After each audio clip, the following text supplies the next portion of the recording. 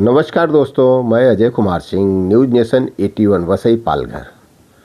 आज हमारे साथ उपस्थित हैं भोजपुरी फिल्म जगत के माने हुए कलाकार अरुण सिंह उर्फ काका।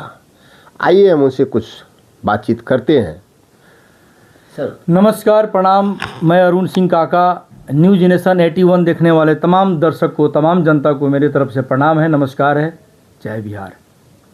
सर, मैं सुना हूँ कि आप फिल्म जगत छोड़ करके राजनीति में प्रवेश कर चुके हैं।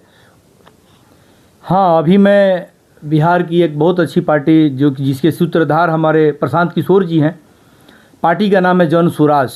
मैंने अभी पार्टी का सदस्यता लिया और एक कार्यकर्ता के रूप में पार्टी के साथ जुड़े रहना है और बिहार के लिए काम करना है। सर, इतने अच्छे कलाकार, इतने सम्मानीय कलाकार होने के बावजूद आपके दिमाग में ये कहाँ से आया कि हम एक राजनीति में घुस करके और राजनेता बनेंगे? मुझे राजनेता बनने का कभी भी शौक़ नहीं है। मुझे राजनीति में जाकर अपने बिहार के लिए कुछ करने का शौक़ है, कुछ करने का शौक़ है अपना। प्रशांत किशोर जी हमारे जो सूत्रधार है, प्रशांत किशोर जी तो अमेरिका में रहते थे। पूरा ऐशो आराम छोड़ के वो बिहार के लिए अगर सोच रहे हैं तो हम तो बम्बई से बिहार जाने के लिए क्यों नहीं सोचेंगे, क्योंकि हमारा मुख्य उद्देश्य है पलायन। हमारे सूत्रधार। तो आपकी पार्टी का नाम क्या है सर? जन स्वराज। अच्छा, अब ये बताइए, इतनी बड़ी बड़ी पार्टियां हैं, क्षेत्रीय पार्टी, राष्ट्रीय पार्टी, उसमें जन स्वराज पार्टी में ही क्या अच्छाई आपको दिखी कि जो आप उसमें प्रवेश किए?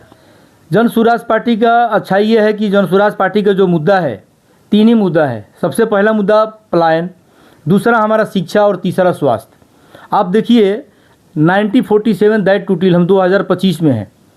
आप आज तक हमारे बिहार का शिक्षा व्यवस्था, बिहारी पढ़ने में इतने तेज़ होने के बाद भी हमारे बिहार के बच्चे बाहर जाके पढ़ते हैं। हमारे बिहार का स्थिति क्या है? एक मिनट सर, जहाँ तक हम लोगों को जानकारी है, आज के 100-200 साल पहले जाइए तो पूरे विश्व के बच्चे, पढ़ने वाले छात्र बिहार नालंदा यूनिवर्सिटी में आते थे। इस पर भी बोलिए। बिल्कुल, बिहार नालंदा यूनिवर्सिटी का एक स्थान था, लेकिन आज देखिए ना, वहाँ पे कहाँ बच्चे हैं। आज बच्चे पढ़ने के लिए बिहार से बाहर जा रहे हैं। क्यों? हमारी सरकार फेलियर है।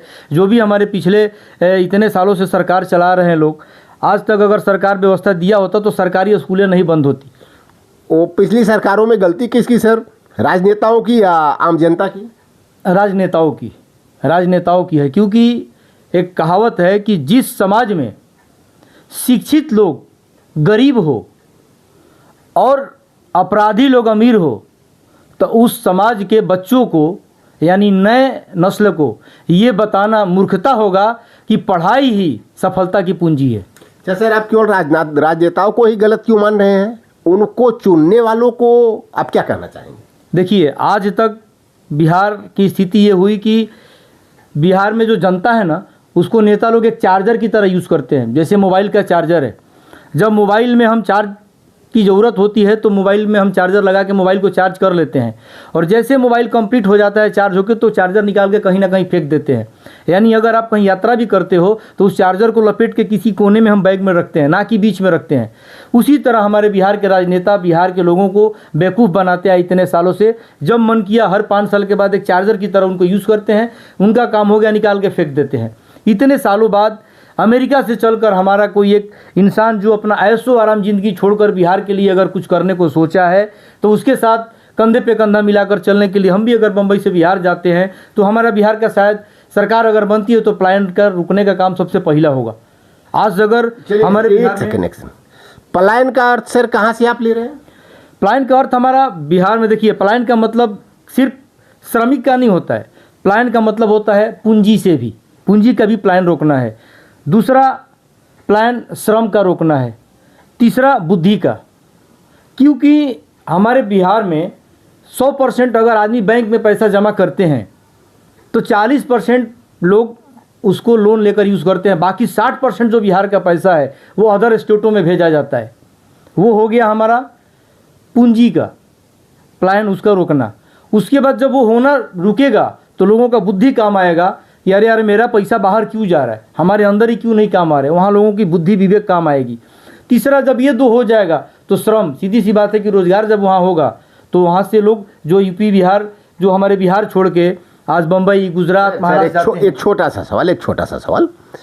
तो आप राजनीति में पक्ष प्रवेश कर चुके हैं, जी। आप थोड़ा दर्शकों को ये भी बताइए कि आगे चल करके आपको विधानसभा या लोकसभा में जाने की इच्छा है या पार्टी में एक सिपाही के रूप में काम करने के लिए आप प्रवेश हुए?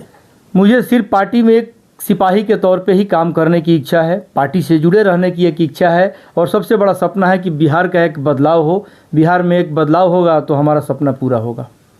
चलिए सर, बहुत बहुत धन्यवाद, बहुत अच्छा जवाब दिया आपने। फिर कभी मिलेंगे, फिर कभी आपसे और कुछ जानकारी लेंगे और दर्शकों तक देंगे। धन्यवाद, नमस्कार दोस्तों। Ajay Kumar Singh, news nation 81 Vasai Palghar.